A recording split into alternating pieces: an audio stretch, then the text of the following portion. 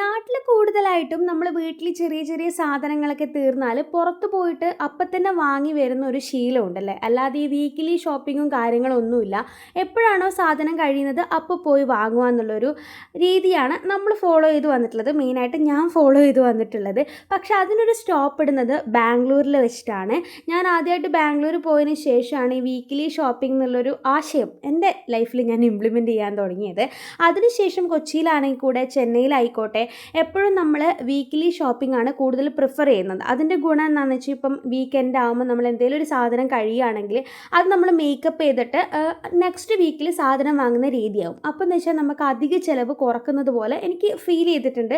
അങ്ങനെയാണ് നമ്മളെ ലൈഫിൽ നമ്മൾ ഫോളോ ചെയ്ത് വരാറുള്ളത്. അപ്പോൾ ഇന്നാണ് നമ്മളെ വീക്കിലി ഷോപ്പിംഗ് ഡേ. അതായത് മോസ്റ്റ്ലി സൺഡേ ആയിരിക്കും, അല്ലെങ്കിൽ സാറ്റർഡേ, അങ്ങനെയാണ് വരാറ്.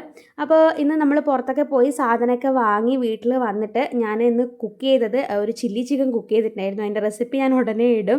അതല്ലാണ്ട് കപ്പയും അതുപോലെ തന്നെ ഇടിച്ച മുളക് ഉണ്ടായിരുന്നു, മുളകും ഉള്ളിയൊക്കെ കൂടിയിട്ടുള്ള ഒരു ചമ്മന്തിയും.